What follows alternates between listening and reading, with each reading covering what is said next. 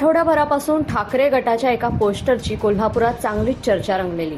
या पोस्टरच्या चर्चेवर पूर्णविराम मिळाला तो गुरुवारी झालेल्या ठाकरे गटाचे जिल्हा प्रमुख रविकिरण इंगवले यांच्या पत्रकार परिषदेनंतर। या पत्रकार परिषदेत इंगवले यांनी कोल्हापूर उत्तरचे आमदार राजेश क्षीरसागर आणि त्यांचे चिरंजीव तसेच कोल्हापूरचे नगरसेवक ऋतुराज क्षीरसागर यांच्यावर निशाणा साधलाय।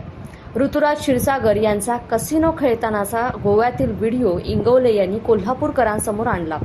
या व्हिडिओनंतर राजकीय वर्तुळात चांगलीच चर्चा रंगली आहे। इंगवले यांनी क्षीरसागर पितापुत्रांवर हा व्हिडिओ प्रसारित करून टीकेची तोफ तर डागलीच, मात्र त्याचबरोबर राजीनाम्याची मागणीही केली आहे।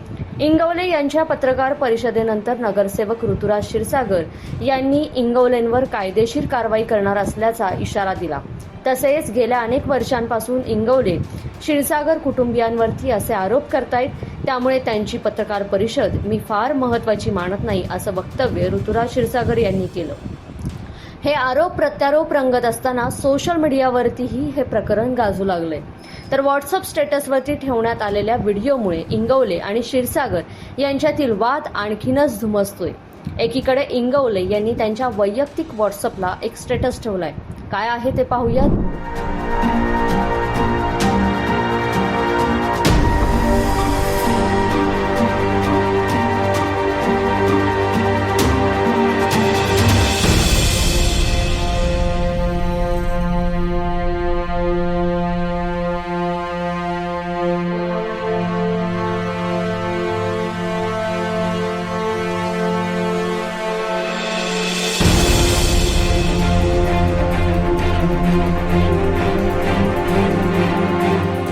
तर दुसरीकडे कोल्हापूर उत्तरचे आमदार राजेश क्षीरसागर यांनी देखील व्हॉट्सअप स्टेटसला व्हिडिओ ठेवला।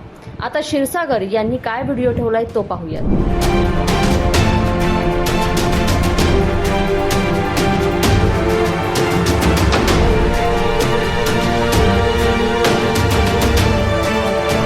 इंगवले आणि क्षीरसागर दोघेही शिवसेनेचेच, मात्र पक्षफुटीनंतर इंगवले उद्धव ठाकरे यांच्यासोबत राहिले तर आमदार राजेश क्षीरसागर यांनी एकनाथ शिंदेंना साथ दिली। यानंतर आता इंगवलेंनी केलेले आरोप आणि समोर आणलेला व्हिडिओ यालाच अनुसरून क्षीरसागर यांनी व्हॉट्सअपला स्टेटस ठेवला, तर त्याचबरोबर इंगवले यांनी देखील व्हॉट्सअपला एक स्टेटस ठेवला। दोघांच्याही स्टेटसमध्ये साम्य एकच, ते म्हणजे वाघाचं। शिवसेना ओळखली जाते ती वाघाच्या चिन्हावरूनच, पण कोल्हापुरात सध्या सोशल मीडियावर शिंदे आणि ठाकरे गटाच्या वाघाच्या शिकारीचीच अधिक चर्चा आहे। एकमेकांवरती आरोप प्रत्यारोप करत असताना त्याचे पर्यवसन आता सोशल मीडिया वॉरमध्ये झाले।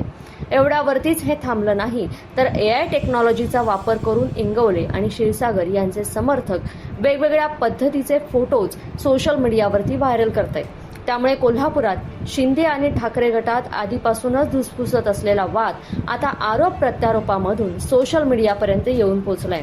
मात्र हे प्रकरण इथपर्यंतच थांबणार की पुढे आणखीन काय घडणार हे पाहणं महत्त्वाचं आहे।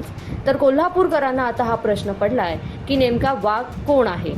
लोकमत.com साठी कोल्हापूरहून मी दुर्वा दळवी।